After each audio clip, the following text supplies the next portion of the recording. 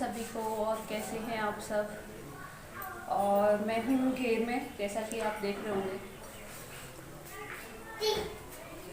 तो और मेरे हाथ देखो, मैंने अभी पशुओं के लिए वो डाला, भैंस के लिए भूस डाला, सानी करूँगी। और आज विनीत जी है नहीं घर पे, वो गए हैं हाथरस। तो मैं भैंस को बांधूंगी। हालांकि मेरे उस दिन चोट लग गई थी, मैंने पड़िया को बांधा था। तो अभी भी देखो यहाँ पे नील पड़ा हुआ है और तन्नू कर रहा है हाय। और सानी कराएगा आज मेरी हेल्प कराएगा तन्नू, है ना। तन्नू हेल्प कराएगा ना, है। क्या लेके आएगा? पड़िया, पड़िया लेके आएगा। मारती है वो बहुत, मेरे चोट लग गई ना। हाँ हाँ ऐसे ही। तो आज तन्नू हेल्प कराएगा, है ना। मेरी तन्नू हेल्प कराएगा, तन्नू को भूख लग रहा है। तो गाइस, अगर आपको मेरी वीडियो अच्छी लगती हैं और आप मेरे चैनल पे नए हैं तो प्लीज़ मेरे चैनल को सब्सक्राइब कर लें। पापा की पीपी, हाँ, सब्सक्राइब कर लें। और ज़्यादा अच्छी लगती हो तो प्लीज़ शेयर करें। तो पहले मैं काम कर लूँ, फिर देखते हैं आगे क्या क्या काम करना है। और हो सकता है शायद विनीत जी आ जाएं, क्योंकि वो सुबह के गए हुए हैं। ऐसे ही निकल गए थे, 10 बजे करीब निकल गए थे। तो कीप वॉचिंग।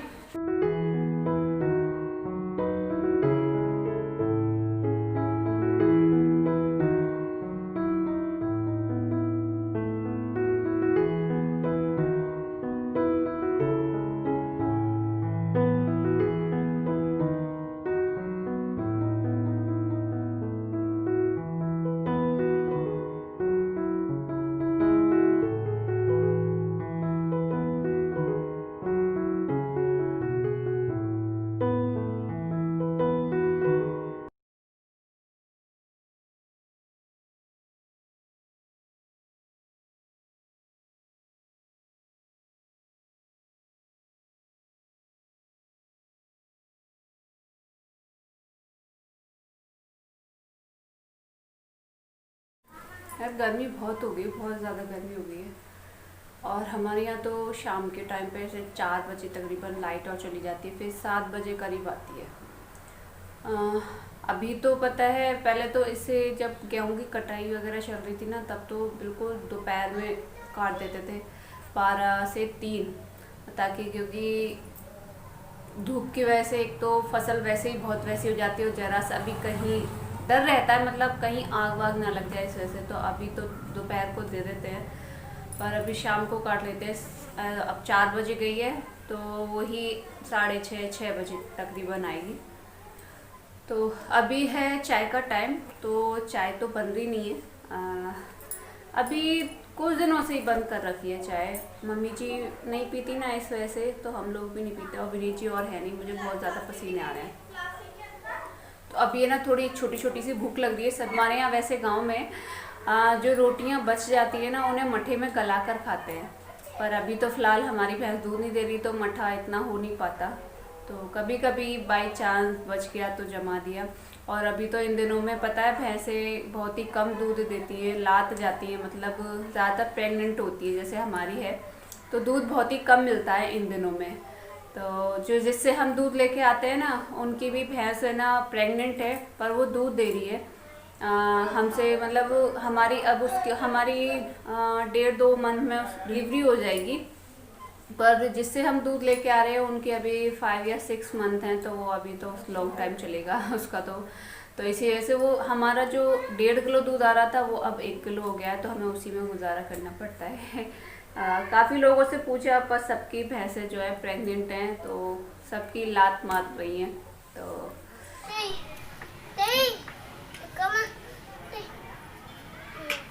हेलो जी, आज हम बना रहे हैं भिंडी, खाने बन रही भिंडियाँ, प्याज वाली बना रही हूँ मैं। और आप जैसे कि व्यूज देख रहे होंगे, आज हम खुली छत पे चूल्हे पे खाना बना रहे हैं। तो यहाँ पे पता है अब गर्मी बहुत होने लगी है, तो इस वजह से मन किया ऊपर छत पे ही बना लो, यहीं पे सब खा लेंगे। मम्मी जी तो आ नहीं सकती, उन पर चढ़, उनके पैरों में दर्द होता है इस वजह से, तो वो नीचे ही खा लेंगी। और मम्मी तो देखिए मैं भिंडी कैसे बना रही हूँ, और चूल्हे पे खाना मैं काफ़ी दिनों में बना रही हूँ।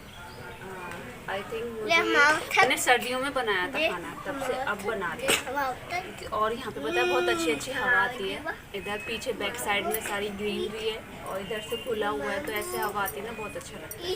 तो मैं भी जल्दी से कट कर लूँ भिंडी। और भिंडी जो है घर में सबको पसंद है, काव्या और विनीत जी को बहुत ज़्यादा पसंद है।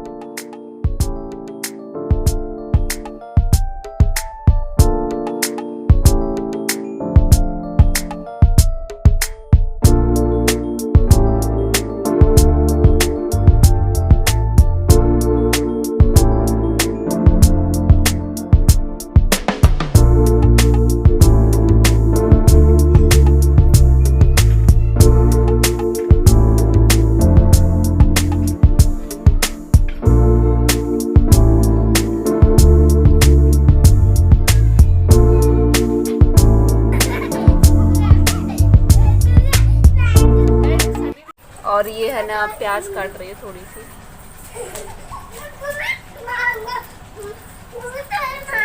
ना अंधेरा हो गया है, आँखों में जैसे कुछ लाइट दिख रही होगी आपको मेरे, तो फ्लैश ऑन कर लिए।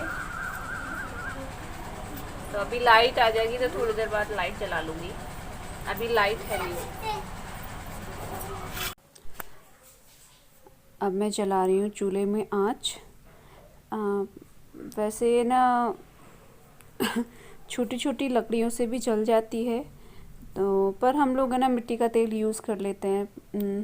हमें जो मिलता था ना राशन से, उसे हम इसी काम के लिए रखते थे, या फिर सामने जो घेर है वहाँ हमारे कनेक्शन नहीं है, वहाँ जला लेते थे। पर अब हमने वहाँ बैटरी लगा दी है, तो बैटरी जला लेते हैं। और ये कर दिए चूल्हे में आँच, और मैंने रख दी है कढ़ाई। और बच्चे थे जो मुझे कुछ सामान ला के दे रहे थे, क्योंकि मैं सारा सामान नहीं ला पाई थी इकट्ठा, थोड़ा थोड़ा करके लेके आई थी। फिर भी एक आध दो सामान रह ही जाता है। बस यही कारण है कि मैं डेली चूल्हे पे खाना नहीं बना पाती, क्योंकि ये ना सामान लाने ले जाने की बहुत बड़ी दिक्कत होती है। और बच्चों से भी फिर बच्चों को क्या परेशान करो, कुछ फैल जाए या कुछ। तो मैंने यहाँ पे कढ़ाई में तेल गरम कर लिया था, और इसमें ज़ीरा डाल के प्याज को तलूँगी।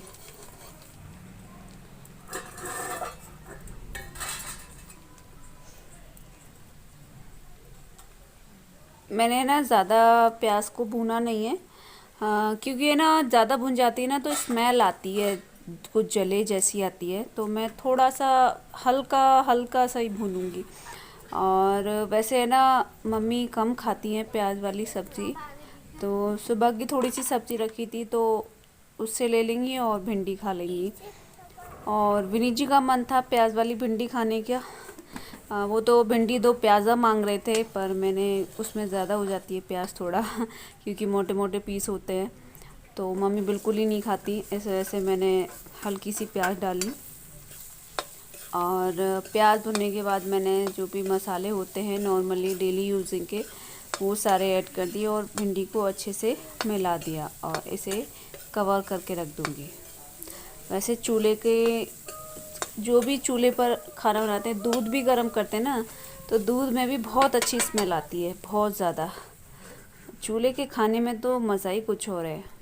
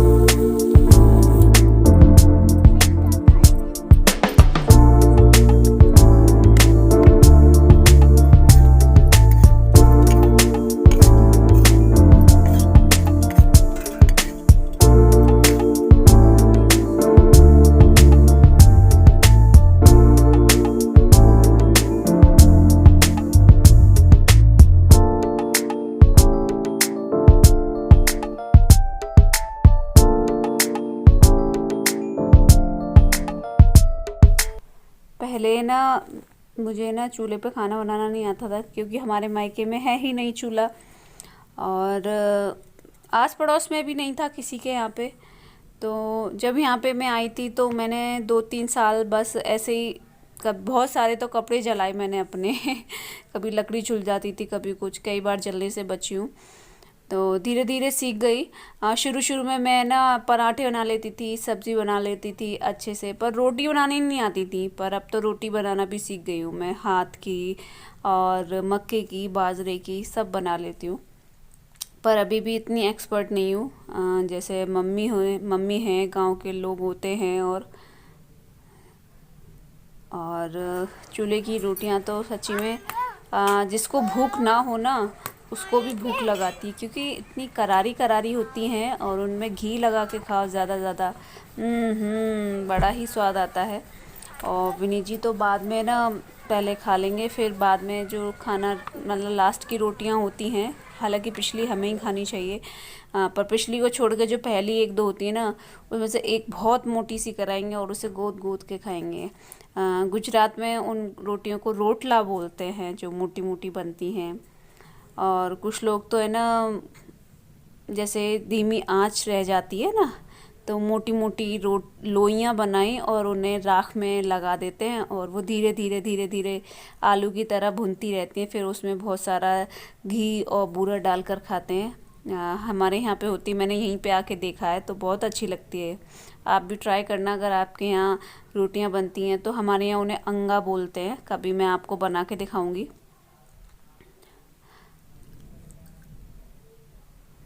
इन दिनों में ना ज़रा सी आंच पे ही रोटियां बन जाती हैं। ये देखिए, है ना फूली फूली रोटियां। अब करारी जो होती हैं वो और ज़्यादा अच्छी लगती हैं। सर्दियों में थोड़ी ज़्यादा आंच की ज़रूरत होती है, क्योंकि ठंडा टेम्परेचर होता है, और गर्मियों में टेम्परेचर भी हाई होता है, और लकड़ियाँ भी बहुत कम, लकड़ी ईंधन में है ना काम हो जाता है। और ये देखिए कितनी करारी रोटी है। पहले मुझे नहीं आती थी, अब तो मैं खुद अपनी तारीफ़ कर ले रही हूँ, मैं काफ़ी ठीक रोटियाँ बनाने लगी हूँ पहले से। तो आ जाइए, आप भी खा लीजिए। और अब सब खाना खा लेंगे, छत पर ही खाएंगे सब खाना। मम्मी को बस नीचे भिजवाना है खाना, और हम लोग तो अब ऊपर ही सोते हैं, जैसा कि आपको मैंने बताया, हम ऊपर ही सोते हैं।